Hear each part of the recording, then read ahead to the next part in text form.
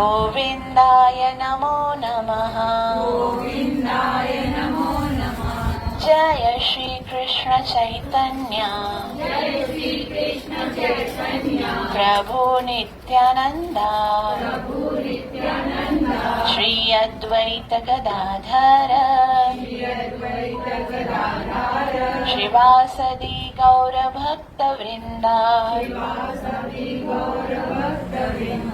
हरे कृष्णा हरे कृष्णा कृष्ण कृष्ण हरे हरे कृष्ण कृष्ण हरे हरे हरे राम हरे राम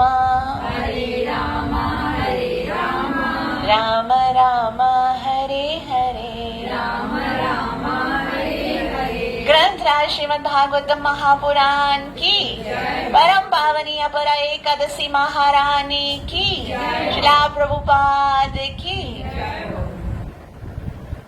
जैसा कि आप सबने अभी देखा, श्री श्री राधा रास बिहारी का अत्यंत ही सुंदर अभिषेक हो रहा है।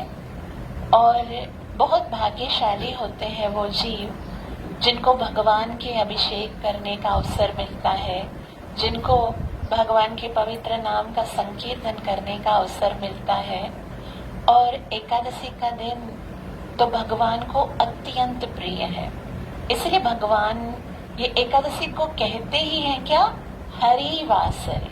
हरिवासरे मतलब ये भगवान का दिन है, इसमें उपवास किया जाता है। उपवास का क्या मतलब है कि हमको अधिक, उप का मतलब होता है निकट और वास का मतलब होता है बैठना।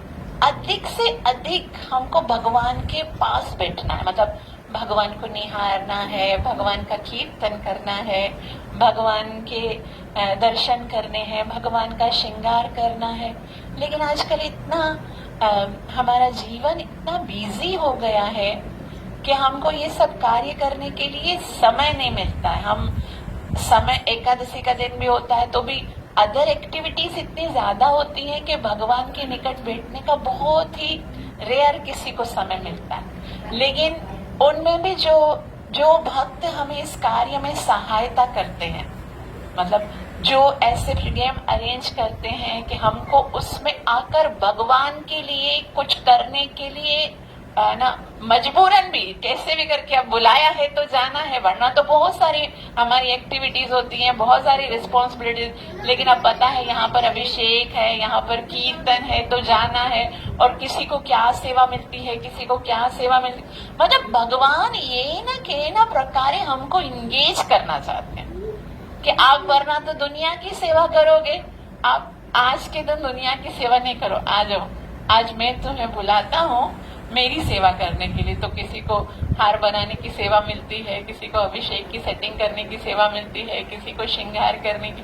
तो भगवान कैसे कृपालु है, भगवान हम पे कितना, हमसे कितना प्यार करते हैं। जीव क्या भगवान से प्यार करेगा, हम तो बार बार भूल जाते हैं कि हम कृष्ण के हैं, हमें कृष्ण के लिए कुछ करना है। लेकिन भगवान कैसे भी करके याद कराते हैं। और जीवन में जो प्रॉब्लम्स भी आती है ना, कभी कभी हमको लगता है कि क्यों ये प्रॉब्लम आती है मेरे जीवन में, भगवान ये प्रॉब्लम्स भी भगवान बार बार याद कराते हैं। देखो तुम भूल गए ना, मुझे भूल जाते हो, बार बार भूल जाते हो ना, इसीलिए ये प्रॉब्लम्स तुम्हें भेजता हूँ कि प्रॉब्लम के अंदर तो तुम मुझे याद करोगे। इसलिए बोलते हैं कि अगर सुख में ही याद कर लोगे ना तो प्रॉब्लम्स भेजेंगे नहीं। ऐसे बहुत अच्छी एक स्टोरी आती है कि एक राजा अपना घर बनवा रहा था, महल जो है वो बनवा रहा था। अब महल बहुत ऊपर से था, या माड़ी उंदिया मथे ताई, तो नीचे वर्कर काम कर रहे थे। वर्कर को बुलाना था राजा को। अब महल का जो छत है ना वो बहुत ऊपर था, वो आवाज दे रहा था। समझो उस वर्कर का नाम था समीर, तो बार बार बोला समीर समीर समीर, तो आवाज नहीं आई उसको। क्यों नहीं आवाज आई, क्योंकि बहुत ऊपर था। तो राजा ने कहा इसको आवाज आ रही नहीं है, तो राजा ने क्या कहा, बोला पैसा बेचता हूँ, नीचे पैसे फेंकूंगा तो ऊपर देखेगा। तो उसने 50 वाला नोट फेंका राजा ने। अब समीर जो है वो, हरे कृष्णा, बैठो, हरि बोल, ज्ञान बैठ जाओ, आवाज नहीं आनी चाहिए, ठीक है, सिट डाउन। तो राजा ने क्या भेजा था? 50 रुपीज, नीचे 50 रुपीज भेजे। अब समीर ने देखा 50 रुपए, वाह, 50 रुपए का नोट देखा और किधर कर दिया? जेब में डाल दिया। फिर राजा ने बोला मेरे 50 रुपए भेजे इसने तो देखा ही नहीं। उसके बाद वापस राजा ने क्या किया? बोला शायद 50 रुपए उसने देखे ही नहीं, उसने क्या भेजा? 100 रुपए। उसने देखा वाह 100 रुपए, वो भी निकाल के पॉकेट में डाल दिया। उस तरह से राजा ने बोला ये तो मैं जितने भी पैसे डालता फेंकता हूँ तो ये पॉकेट में डाल के ऊपर तो मेरी ओर तो देखता ही नहीं है। फिर राजा ने एक जोर से पत्थर फेंका और पत्थर उसको जाके पीठ में लगा। तो आए कौन पत्थर फेंक रहा है भाई ऊपर से? डायरेक्ट से ऊपर से देखा। तो हमको लगता है कि देखो इसने जब पत्थर फेंका तो ऊपर वापस हम लोग भी करते यही हैं। हमारे घर में भी बहुत सारी खुशियां आती है ना, ये 50-100 के नोट होते हैं। कभी समझो हमें अच्छा घर मिल जाता है, अच्छी गाड़ी मिल जाती है, अच्छी नौकरी मिल जाती है, धन मिल जाता है, हम वो सब पॉकेट में डालते रहते हैं। हमको लगता है ये हमारी स्ट्रगल से मिला है, हमारी मेहनत से मिला है। ये सब जो कामयाबी मिल रही है, जो खुशियां मिल रही हैं, कभी बच्चे मिलते हैं, कभी शादी होती है, कभी बहू आती है, कभी क्या होता है, तो हमको लगता है ये किससे मिला है? हमारे तो ऊपर नहीं देखते, फिर भगवान पत्थर फेंकता है, तुमको दिखता नहीं है? ये सब खुशियां कहाँ से आई है? मेरी तरफ से आई है। तो मुझे मत भूलो। हमारे जीवन की सबसे बड़ा दुख क्या है? शास्त्र कहता है एक जीव का सबसे बड़ा दुख है कि वो भगवान से दूर होता है। बस उसके पास चाहे कितनी ही लग्जरियस जीवन हो, कितना ही धन हो, कितनी ही संपत्ति हो, कितनी ही भौतिक फैसिलिटीज हो, और वो भगवान से दूर हो गया मतलब वो जीवन में कभी सुखी नहीं हो सकता। और जीवन का सबसे बड़ा सुख क्या है? कि हम भगवान के निकट हों। भले हमारे पास कुछ भी नहीं है, कुछ भी कोई फैसिलिटी नहीं है, और बहुत सारे हमारे दुश्मन हैं। प्रहलाद के पिताजी उसके दुश्मन हो गए थे, सारा दिन उसको मारने की प्लानिंग करते थे। मीरा जी के देवर उसके दुश्मन हो गए थे, सारा दिन उसको जहर पिला के मारने की प्लानिंग करते थे। विभीषण का भाई उसका दुश्मन हो गया था और उसको निकाल दिया घर से, विदुर जी को। तो जितने जितने भक्त हैं, पांडवों के साथ देखो कौरवों ने कैसा किया, रोज उनको मारने की प्लानिंग करती। कुंती विषान महाग्रे, वो कभी विष देते थे, कभी उसको अग्नि में डालते थे, लाक्षागिरे उनके लिए बनाया, कभी जहर खिलाते थे, कभी हर वक्त प्लानिंग। इवन उनका अपना राज्य भी ले लिया, कुछ नहीं था उनके पास। कुछ था तो क्या था? अर्जुन ने कहा बस कृष्ण मुझे तुम चाहिए हो, मुझे तुम्हारी सेना नहीं चाहिए। हमारी गलती ये है कि हमसे भी भगवान यही पूछते तुमको क्या चाहिए। मेरे पास भी वही ऑप्शन है, आपके पास भी वही ऑप्शन है जो अर्जुन और दुर्योधन के पास था। अब हम जानते हैं कि दुर्योधन ने गलत किया तभी तो हार गया। गलत क्या किया? भगवान से उसकी सेना मांग ली, धन मांग लिया, सेना मांग ली, कि हो सकता है कि कृष्ण तो मेरे साथ रहे या नहीं रहे तो उससे मुझे फर्क नहीं पड़ता, सेना होगी तो मैं जीत जाऊंगा। और अर्जुन ने कहा हे प्रभु आपकी सेना नहीं चाहिए, मुझे आप चाहिए। हर वक्त हर समय ये दो चॉइसेस हमारे पास होती हैं, ये दो चॉइसेस होती हैं। क्या चाहिए? कृष्ण चाहिए या कृष्ण की सेना, मतलब संसार, कृष्ण के अलावा जो कुछ भी है वो सेना है। तो बहुत बड़ा सौभाग्य होता है उन जीवों का जिनको अवसर मिलता है भगवान को चुनने का। और कभी कभी हमको लगता है कि ये जो भगवान की विग्रह की स्थापना करते हैं, भगवान का अभिषेक करते हैं, भगवान की सेवा करते हैं, ये सब है ना फालतू लोगों का काम है। बहुत सारे लोगों को ऐसा लगता है कि हम लोग बहुत बिजी हैं, हमारे लिए ये प्रैक्टिकल नहीं लगता है, बहुत समय लगता है। भगवान को श्रृंगार करो, भगवान को उठाओ, सुबह आरती करो, शाम आरती करो, ये सब प्रैक्टिकल नहीं है। ये तो वांदा नोनन जो कम्मा। लेकिन ऐसा भागवतम में भगवान कहते हैं, भगवान के मुख से ये शब्द निकले हैं और बहुत ही सुंदर भगवान बता रहे हैं कि जो अपने घर में विग्रह की सेवा करता है उसको क्या लाभ मिलता है, कैसे करनी चाहिए, वो तो बहुत सारी बातें सुनिए, उसको क्या लाभ मिलता है। जो घर देखो मनुष्य बना है ना, वो सेवा किए बगैर रह ही नहीं सकता।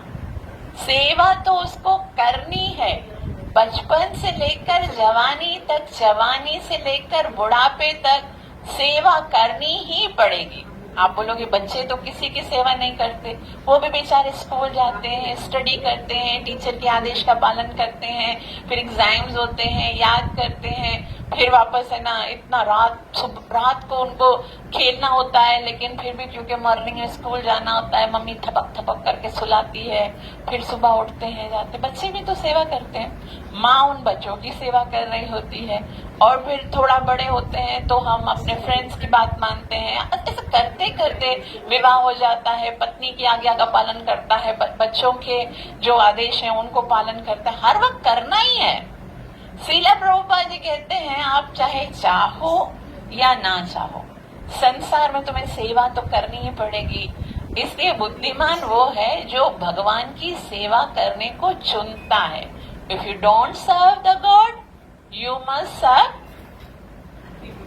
आपको अगर भगवान की सेवा नहीं करोगे, आप संसार की सेवा कर कर कर सब छोड़ के चले जाएंगे, फिर कुत्ते की सेवा करनी पड़ेगी, है ना। आपने देखा होगा ना, बहुत सारे लोग रिच लोग होते हैं, वो भगवान की भक्ति वक्ति नहीं करते, फिर बड़े हो जाते हैं, फिर कुत्ता पालते हैं, फिर उसको लेके जाते हैं, उसको घुमाते हैं, उसको खिलाते हैं। कुत्ते से पालने में उनका टाइम निकल जाता है।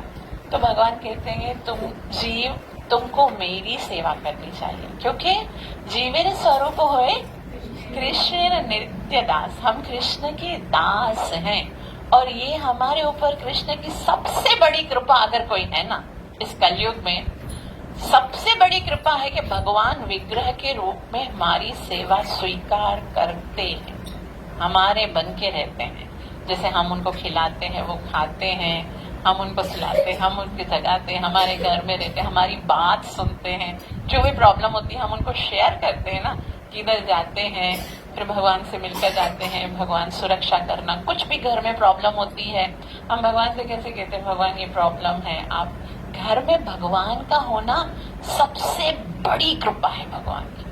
तो उससे क्या होता है, तो जो भगवान की विग्रह की स्थापना करते हैं, Shrimad Bhagavatam canto 11 chapter number 27 verse number 52, 11वें सिकंद के 27वें अध्याय के 52 में बताया गया है। मेरे साथ पढ़ेंगे। प्रतिष्ठया सार्वभौमम्, प्रतिष्ठया सार्वभौमम्, पद्मना भुवनत्रयम्, पद्मना भुवनत्रयम्, पूजादिना ब्रह्मलोकम्, पूजादिना ब्रह्मलोकम्, त्रिभिर्मत्स यतामियात्, त्रिभिर्मत्साम्यतामियात्, प्रतिष्ठया सार्वभौमम्। प्रतिष्ठया मतलब जो अर्चा विग्रह की स्थापना करता है, प्रतिष्ठा उसकी प्राण प्रतिष्ठा करता है, भगवान का अभिषेक करता है, स्थापना करता है। प्रतिष्ठया सार्वभौमम्। सार्वभौमम् का क्या मतलब होता है कि उसको सारी पृथ्वी का भगवान राजा बना देता है। देखो कितनी मेहनत से हम थोड़ा सा पैसे कमाते हैं और घर बनता है। बोले अच्छे इलाके में घर लेना कितना महंगा है ना। भगवान बोलते कुछ नहीं करो, घर आप है ना मेरी स्थापना कराओ बस। भगवान के विग्रह की स्थापना आज तो इससे हमने सोचना चाहिए। पहले जमाने में कैसे होता था, पूरी पृथ्वी के राजा बनते थे लोग, है ना। हमको पता है एक चक्र राजा युधिष्ठिर महाराज है, परीक्षित महाराज है, तो उन्होंने पहले बहुत भगवान की स्थापना करे। आजकल लोग करवाते ही नहीं है। इसलिए पूरी पृथ्वी का राजा बनते ही नहीं है, छोटे छोटे सिटीज होते हैं, कंट्रीज होते हैं, उनके राजा। लेकिन भगवान ने कहा तुम लोग मेरी प्रतिष्ठा करवाओ, मेरी विग्रह की स्थापना कराओ, पूरी पृथ्वी का राजा मैं तुम्हें बना दूंगा। प्रतिष्ठया सार्वभौमम। और अगर कोई मंदिर बनाता है, हम लोग बोलते हैं भाई मंदिर में थोड़ी सी सेवा कर लो, कितना किसी का निकलता ही नहीं है कि अपने घर के लिए करोड़ों रुपए निकलेंगे और मंदिर के लिए कोई 1000-2000 भी नहीं देता है। इतना मुश्किल लगता है आज लोगों के। वो बोलते ना, युधिष्ठिर महाराज एक बार उसके पास से ना एक व्यक्ति आया, बोला मैंने एक जगह पे देखा, इतना आश्चर्य। क्या आश्चर्य था? बोले सुई है ना, सुई, उसके होल में से हाथी निकल गया। हाथी निकल गया मगर दुम अटक गई, दुम फंस गई। तो सोचते ऐसे कैसे हो सकता है? वो सुई का सुराग जिसमें से हाथी निकल गया, उसमें से दुम तो क्यों क्यों फंस गई, कैसा है ये? तो युधिष्ठिर महाराज बोलते कलयुग है ये, कलयुग में ऐसा ही होगा। आपको अपने घर का प्रज्ञान कराना होगा ना, वॉशरूम पे भी लोग आज लाखों रुपए खर्च करते हैं। ऐसा टाइल होना चाहिए, ऐसी लाइटिंग होनी चाहिए, इस ब्रांड के ना शावर होने चाहिए, ऐसे ब्रांड के नलके होने चाहिए, हर चीज को कितना वो देगा। बाकी भगवान के मंदिर के लिए निकलता ही नहीं है, दान के लिए निकलता ही नहीं है वो। लेकिन हमको लगता है कि यार मंदिर, और कभी कभी तो ऐसे बोलते जरूरत क्या, श्रील प्रभुपाद जी को बोलते थे कि स्वामी जी आप इतने बड़े बड़े मंदिर क्यों बनवाते हो, मंदिर बनाने की क्या जरूरत है? बल्कि आप तो श्रील प्रभुपाद जी बोलते क्या सिनेमा घर बनाओ। बोला नहीं, आप ऐसा करो ना, आप हॉस्पिटल बनाओ, हॉस्पिटल बनाओ, स्कूल्स बनाओ, ये बनाओ। तो श्रील प्रभुपाद जी बोलते हैं कि ये सारे जो है ना मंदिर के अलावा जो कुछ भी बना हुआ है ना वो सब बेकार है। क्यों? बोला क्योंकि वो केवल तुम्हारे वस्त्रों, तुम्हारे शरीर के लिए बना है। देखो इतने बड़े बड़े रेस्टोरेंट्स हैं, इतने बड़े बड़े होटल्स हैं, इतने बड़े बड़े पार्क्स हैं, इतने बड़े बड़े हॉस्पिटल्स हैं, इतने बड़े बड़े जो कुछ भी हैं, वो किसको आनंद देने के लिए? आपके शरीर को आनंद देने के लिए है ना। ये शरीर तो वैसे ही समाप्त हो जाएगा। मनुष्य जीवन का लक्ष्य है आत्मा का उद्धार करना। एक मंदिर ही है जहाँ पर आकर जीव आत्मा का उद्धार हो सकता है। तो आप लोगों ने जो आज तक बनाया ना, जिस जिस पे समय बिताया, जिस जिस पे पैसा खर्च किया, वो सब बेकार है। आखिर तो ये मंदिर ही काम आएंगे। कभी कभी जीवन में कैसा होता ना, हमारे पास बहुत सारा धन भी हो, बहुत सारे संबंधी भी हो, बहुत सारा सब कुछ हो, लेकिन फिर भी लगता है कि नहीं, इस समय मुझे अगर कोई काम आएगा तो मैं मंदिर में जाऊं, भगवान के दर्शन करूं। मेरी टेंशन में हूं बहुत। टेंशन जब आती है ना, परेशानी जब आती है ना, तब लग्जरियस काम नहीं आती है, तब संसार काम नहीं आता है। जो हम लोग इतने सारे कमेंट्स लेते हैं, इतने सारे फ्रेंड्स बनाते हैं, वो सब थोड़ी ना काम आएगी। काम तो भगवान ही आते हैं। तो कहा जो भगवान की विग्रह को स्थापना कराते हैं उनको क्या मिलता है? प्रतिष्ठया सार्वभौमम, पूरे संसार का राजा बनाते हैं। और वर्तना भुवन त्रयम, और जो भगवान का मंदिर बनाता है। अभी देखो मुझे बहुत दुख है इस बात का कि पूरी कराची में कितने सारे लोग होंगे ना, कितने सारे लोग, कितने रईस लोग होंगे, एक भी भगवान श्री कृष्ण का खालिस मंदिर नहीं है, एक भी नहीं है। देखो स्वामीनारायण है, ऊपर से कुंज भी आ रही है, नीचे से पूरा ऐसे ना भरा हुआ है। एक राधे कृष्ण का जैसे मंदिर बोले ना, खाली राधे।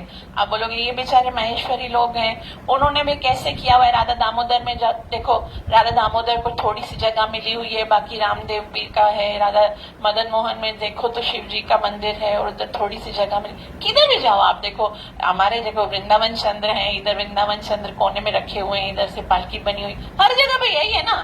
कोई भी एक आलीशान मंदिर, भगवान है ना, भगवान है, त्रिलोकी के नाथ है। गीता में लिखा हुआ है मत्तः परतरम नान्यत् किंचिदस्ति धनंजय।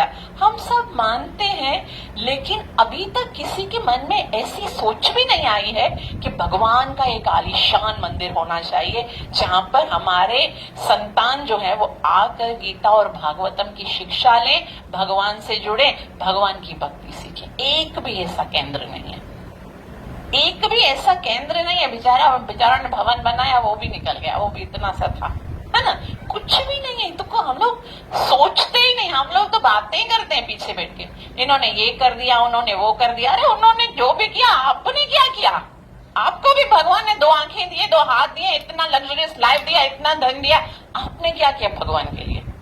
कब मरेंगे तो पीछे बोल के जाए कोई कि इसने ये कर दिया था, चलो कोई ऐसे बोलने वाला हो, ये मंदिर किसने बनवाया, इन्होंने मिलकर बनाया, ये माता जी ने मिलकर एक, कभी कुछ ऐसा तो करके जाए। बाकी तो सब वैसे ही, बताओ कौन लेके जाएगा? पीछे वाले खा जाएंगे। और ऐसा भी बताया गया है कि अगर बेटा अच्छा है ना, अगर पूत सपूत तो उसके लिए पैसे जमा करने की जरूरत ही नहीं है, खुद ही कमाएगा। और अगर वो बेकार है ना, तो उसके लिए पैसे जमा करने की जरूरत नहीं है, जो भी जमा करके जाओगे ना पीछे बहा देगा, सारा जाया कर देगा। तो इसलिए कुछ ऐसा करके जाना चाहिए। मरो तो ऐसे शान से मरो कि पीछे वाले बोले वाह क्या बंदा था, करके गया। देखो अपने लिए कौन नहीं करता है? कौन ऐसा कुत्ता भी होगा, वो भी अपने खाने के लिए, अपने घर के लिए, सुअर भी ढूंढता है कि ऐसी जगह जहां पर मुझे खाने के लिए मिले, मुझे अय्याशी करने के लिए, वो भी करते हैं।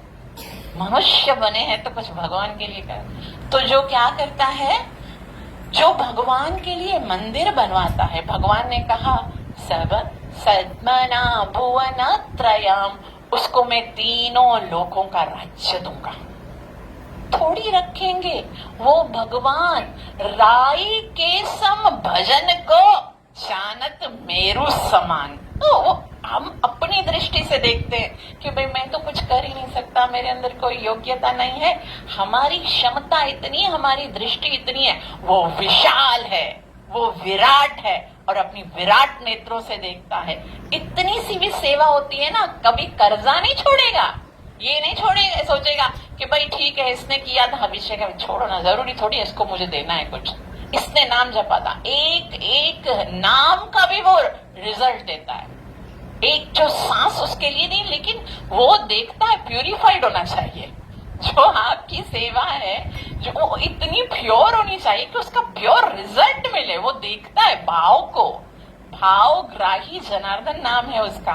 तो जो मंदिर बनाता उसको क्या क्या मिलता है? सगन सद्मना भुवन त्रयम पूजादी नाम ब्रह्मलोकम। जो भगवान की पूजा करते, हमको सबसे ज्यादा बोरिंग पता है क्या लगता है? सुबह उठो, ब्रह्म मुहूर्त में भगवान की पूजा करना। मतलब ये लगता है कि भाई ये तो इसलिए हमारे कृष्णा वाले नहीं है कि बहुत सवेरे उठ के उनको बैठ के भजन करना पड़ता है। मतलब हमको लगता है कि हम अपने ऊपर कृपा कर रहे हैं कि हमको नहीं उठना है। भाई माता दीक्षित कौन है ना, मुझे जरूरी थोड़ी है उठना। तो मतलब हमने अपने साथ बहुत अच्छा किया कि हमने इस बात को स्वीकार नहीं किया, वरना मुझे भी सुबह उठना पड़ता, मंगला आरती करनी पड़ती, भगवान का बैठ के जप करना पड़ता, वाला जप करना पड़ता। It is so boring. लेकिन ऐसा है जो नहीं करता है ना ऐसा, वो अपने ऊपर अत्याचार करता है। वो समझता है मैं कमा के मैं अपने लिए बनाऊंगा या पुण्य करूंगा, स्वर्ग में जाऊंगा। भगवान बोलता है स्वर्ग में जाने के लिए, पुण्य करने के लिए इतना कमाते हो, तुम खाली मेरी पूजा करो, मैं तुमको ब्रह्मलोक का राज्य दे दूंगा। इतना सरल है। और तुमको लगता होगा ये तो खाली अतिशय उगती है, प्रिया माता जी एक्स्ट्रा बोलती है बहुत, ऐसा थोड़ी ना होता होगा। लेकिन ऐसा है, देखो हमको याद है कर्दम मुनि जो है उन्होंने कुछ नहीं किया, ना कहीं पर कोई एजुकेशन प्राप्त किया, ना किसी शॉप पे वर्क किया, ना ही उसने कोई है ना बिजनेस किया ना, और फिर तपस्या की, खाली भगवान को याद किया। भगवान ने उसको इतनी शक्ति दी कि उसके पास इतना सुंदर विमान था।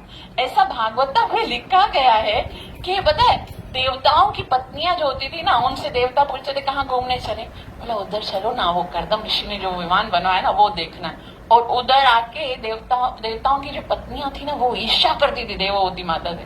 देववती माता को बोलती थी, वो देख के बोलती थी अपने पतियों को, सारा दिन पता नहीं कौन से यज्ञ कर करके देवता बने, इससे अच्छा था तुम भगवान की भक्ति करते, तुम्हारे अंदर भी ऐसे योग शक्ति आती तो तुम भी मुझे ऐसा विमान लेकर देते। उनको ईर्ष्या होती, देखो इसने कितनी अच्छी भगवान की भक्ति की है कि इसने इतना बड़ा विमान बना के दिया अपनी पत्नी को। तो देवताओं की पत्नियां भी ईर्ष्या करती थी, और क्या किया था उन्होंने? केवल भगवान की भक्ति। तो पूजादी नाम नाम ब्रह्मलोकम। अच्छा, पहले क्या क्या करता है तो क्या मिलता है? पहले हमने क्या पढ़ा? जो भगवान की स्थापना करता है उसको सार्वभौम, मतलब पूरी पृथ्वी का राज्य मिलता है। और दूसरा, जो भगवान का मंदिर बनवाता है, कहीं पर भी भगवान का मंदिर बने ना, आप जितना ज्यादा उसमें दान दे सकते हो ना, अपनी तरफ से दिया करो। जितना भी हमारा उधर दान होता है ना टेम्पल में, टेम्पल सेवा में, और वो मंदिर चाहे जब तक चलता है, वहां पर एक भी भक्त आकर नाम जपता है, भगवान को प्रणाम करता है, उसको जितना लाभ मिलता है ना, उसका जरूर आपको परसेंटेज मिलता है। चाहे हम भक्ति नहीं करते, हम मर गए हो, हमें जानवर की योनि मिली हो, लेकिन हमारे कर्तव्यों के अनुसार, वैसे तो जो मंदिर बनाता है उसको तो त्रिभुवन मिलेगा, लेकिन फिर भी पवित्र कार्यों के बदले में भले कुछ भी बन गए हो, लेकिन जब तक वो मंदिर खुला है और भगवान वहां पर है और कोई भी आके प्रणाम करेगा ना, आपको उसका परसेंटेज मिलेगा। दिल से उत्साह के साथ कि भगवान का मंदिर बन रहा है, मेरा जरूर उसमें दान होना चाहिए, जरूर ही करना चाहिए उसमें।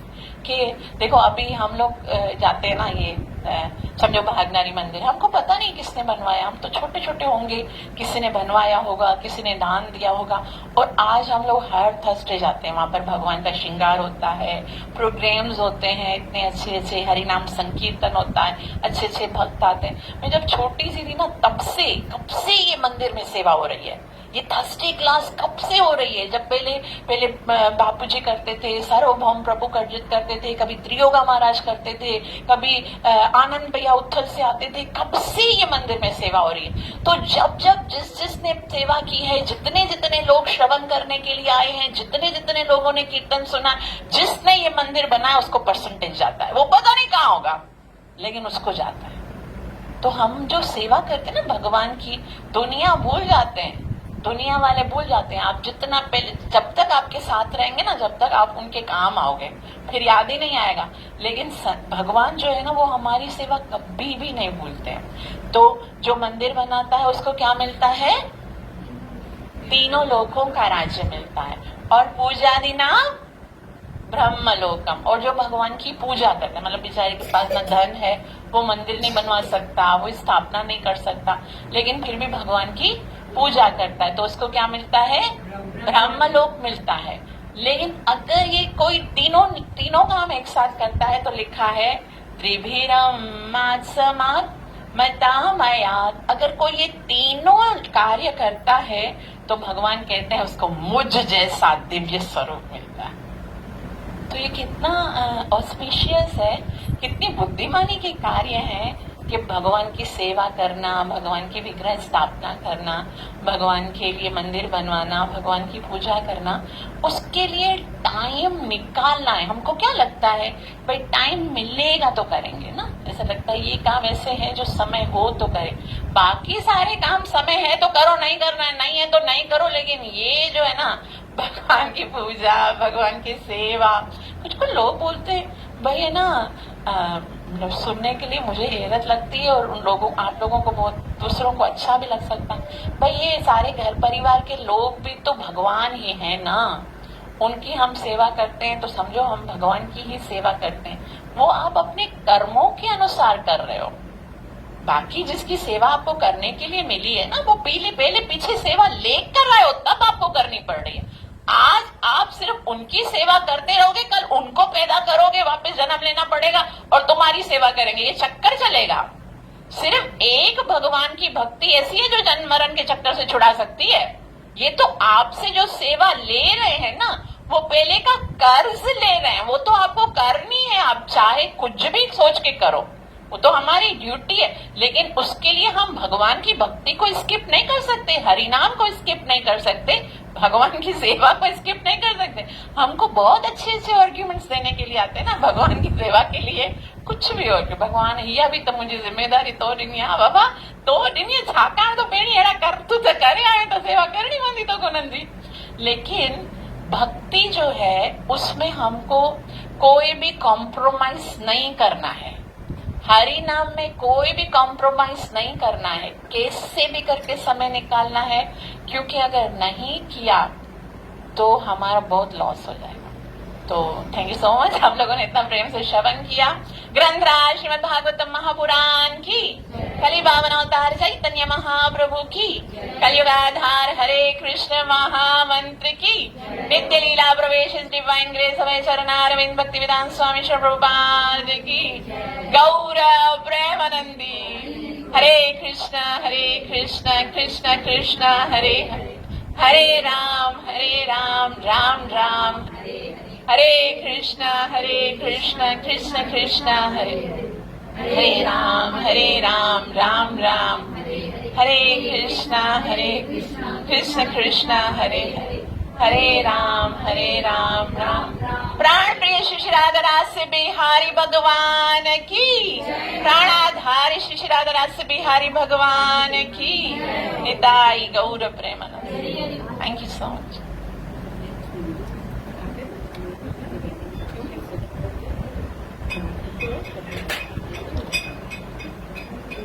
आरती के तो करे फटाफट स्टार्ट कर दो। कुछ मांगने की टाइम है, क्या बज रहा है? देखो